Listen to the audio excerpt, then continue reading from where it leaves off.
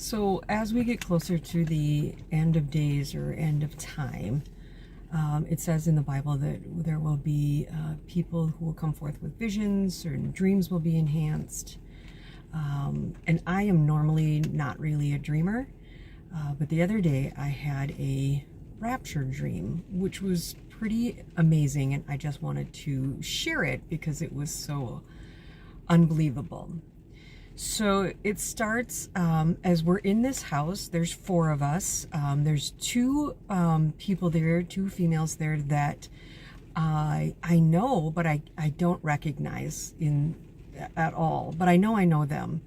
And Rhonda is there, and I've known her for 17 years, and she has believed in God all of her life. And so to kind of set the stage, this is like a residential area. We're on one level living, and the 2 women are standing in front of this bay window that's right off of the dining room. And one is on one side of the window and one is on the other. And there's the dining room table, and Rhonda is sitting farthest away from the window, and she's sitting at kind of like the head of the table, and I'm standing beside it. So I'm a little bit, closer to the window than she is. And we're just talking. We must have just stopped by to visit, chat with some old friends. We're laughing and just kind of telling stories and relaxing. It's a beautiful day outside. We're not in winter jackets. We're basically in t-shirts and jeans. I can see out the window from where I'm at, and there's no snow on the ground. It's not cloudy. It is a absolute beautiful blue sky like you would see any other day. Sun is shining. And as we're kind of talking, one of the women look out the window, and she's kind of like distracted by something that she sees. And so she's still like responding in conversation with us, but she doesn't leave the window. She doesn't stop looking out the window. And you can kind of see her body posture a little bit like, And then she quietly says, I wonder what that is. And it wasn't like an alarming, oh my goodness, what is that type of thing. It was just kind of like a question, like, I wonder what that is. And it was quiet. And the rest of us kept kind of, having the conversation, and we were just like, who knows, balloon floating by, we don't know. And so then because she doesn't turn, and then slowly she just kind of stops acknowledging the conversation. And so the other woman standing on the other side of the window, she turns and looks at her, and the first woman says, what is that? She says it again, a little bit louder, but without panic or distress in her voice. And so the second woman turns and looks out, and you can see immediately that she sees what the first woman sees, and again has no idea what she is looking at. And so I kind of turn and look at Rhonda, because they've both now kind of stopped having any sort of conversation with us, and I'm like, that's kind of odd and strange. And so they're both intently just looking out the window, and the second one says, wow, what is that? I don't know what is that? And they just kind of keep repeating that phrase back and forth, one and then the other, and one and the other. And finally it gets to the point where I'm just like, all right, I'm gonna walk over to the window and see. So I get probably, I don't know, a couple feet away from the window, and I can hear activity outside. There must have been kids playing, or, and I can kind of see activity across the street. But I can't tell you what it is, or, because I just knew they were there. I knew I could hear the outside. And then probably when I get within probably an arm's length of the window, mind you, I can see outside, but I can't look up out of the window. I can just see directly out of the window. And the other 2 are looking up, because they're directly at the window, pressed, looking up. But in an instant, I get hit with this overwhelming, just, oh my goodness, I know exactly what this is. No doubt in my mind, it's happening. And those were the words that flashed into my head. And I can't recall, I don't know if I said them out loud or if I just said them in my head. But all I remember is taking this breath and just being like, oh, it's happening. I was so excited and so filled. I knew exactly what was going on, even though I have not seen what's out the window yet. But every synapses in my body, every atom, every part of me knew what was happening. And so I stand there for a minute and I go to look up. I have not stepped towards the window, but I go to look up, and it's as if there's no roof on the house, and I can see directly either through it or it's no longer there. And now I can see what they see, and I have no doubt that I know exactly what this is, and I have been waiting for this, and I never knew what it was going to feel like. And it's something that it's really hard to describe, but I'm going to try my best to give you the description. So when I glance back down to look at these two women who are still like completely in awe as to what they can't figure out what they're seeing, I can see the window frame across the street and everything. And I go and look back up and I can see straight through the house. It's like it's not there. So it's very odd, two very different views.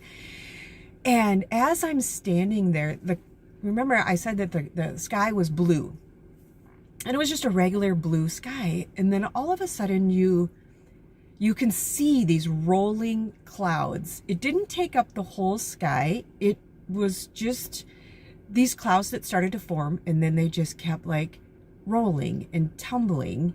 They stayed in the same spot, and they were thin on the edges and then grew larger into the center, and that's where he was. That's where Jesus was. I'm not kidding. Jesus is right there in the center of these clouds. I can see him clear as a bell, every angle of his jaw, the hair on his head, his eyes. I can see his hands. I can see the folds of his white robe that he is wearing. Crystal clear. And I cannot tell you what he looks like. I can't give you a description, but I see him. He's not blurred out. He's not, kind of just this bright, light that you can't really see. He is so vivid, and I can't describe him to you. And I don't know why, and I'm sure it's a purpose for his purpose that I can't describe him, but I know exactly who he is. The colors in these clouds, the clouds are white against this blue backdrop sky, but they are an infinite amount of different colors that my mind's eye has never seen before. And it's like there is a light inside the color, and it's just so vibrant. It's not flashing, but it's moving. It's like the light is moving throughout the clouds, and it is spectacular to watch. But it is nothing compared to Jesus standing in the middle. And he is brighter than the sun. And remember, it's blue sky, sun is out. The sun is muted. It is so muted compared to this light. And I looked down for a split second to look out the window where the two girls are standing, these two women are standing, and they're still saying, I can't believe, I don't know what this is, what's going on, and now they kind of got this, not a panicked, but a very unknowing, and they're kind of nervous about it, tone in their voice. And I can tell they have no idea. I'm just like, I feel saddened for a second because they don't know what is happening, which means they're not believers. So I'm sad for only a second, but it's just to recognize, that moment. They don't see the colors. They don't see Jesus. They just see something, and they can't explain it. So I turn to look at Rhonda, who's still sitting at the table. And I say, now I know I say it out loud. I look at her and I go, it's happening. And she turns and looks at me, and she pushes herself away from the table and she stands up. And the second she stands up, she knows exactly what I'm talking about. She now feels and knows what I know, and she's nowhere near the window. She has no idea what's outside. But I can tell that she's overcome by the same thing that I'm overcome with, even without seeing it. At that point, I can feel, this is the hard part to explain, I can feel something happening to the inside of my body. It is, it's not like the hair raising on your arms. It's not like getting the chills or like when your legs or hands fall asleep and that tingle. It's not that. It's more. And the only thing I can think of is when you look at like a 7-Up, you pour it in a glass and you can see the bubbles and they form and then they kind of, slowly sneak up and then they go, they release. That's what it felt like on the inside of my body. And it was, for lack of a better word, effervescent. I felt like light. I felt as if those little bubbles were happening on the inside of my skin. And every time one of them popped or released, it went somewhere else. It was like that part of the inside of me was releasing here, but being reformed or regathered somewhere else. And I couldn't quite see or know where that somewhere else was, but I knew it was better than where I was right now. And every time it did it, I could just feel just this tiny release, just, over and over and over, this release of this pull to this world, but being relocated in something that was warm and massive amounts of love and comfort, and just this knowing in my head that I was home. I was going home. This was the process of going home. So I get one more look at Rhonda and I can see that she's kind of like feeling her arms, as well, because now I know that she feels what I feel. She feels this effervescence, this relocation, if it will be. And I can't believe it. I'm just in absolute awe of it. I'm so excited. It's like the rest of the world starts to mute then, and I can't really hear clear. Like the noise that I heard outside earlier, that stuff starts to mute and starts to very quietly go away. And there is this peaceful noise, peaceful sound that I was gaining, that I was going through. And it was so comforting, but you could hear it. And I can't explain what that is either, but it was so soothing. And Jesus, I look back up and Jesus is standing there. Standing, floating. Jesus is there. He's there. And he has his arms out as if to welcome you, to give you a hug. Not like when you see in the pictures and they have, a picture of him standing there with his arms out in this regal glory. But like it's time to come home now. Come home. You see me? Yep, I see you. Come on home. I'm going to give you a hug.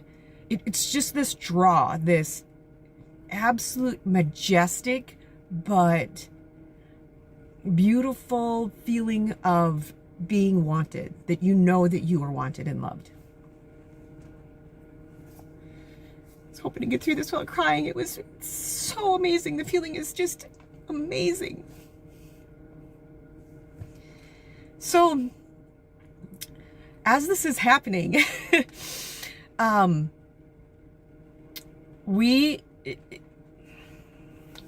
a part that I can't explain, and I've tried to figure it out and I can't explain, but I get to the point where I'm so excited, or that I'm so less here than I am in somewhere else, that you forget everything that's happening here on earth. You forget all of it. So you it's like it didn't exist. It never mattered because there's something else that's so much higher.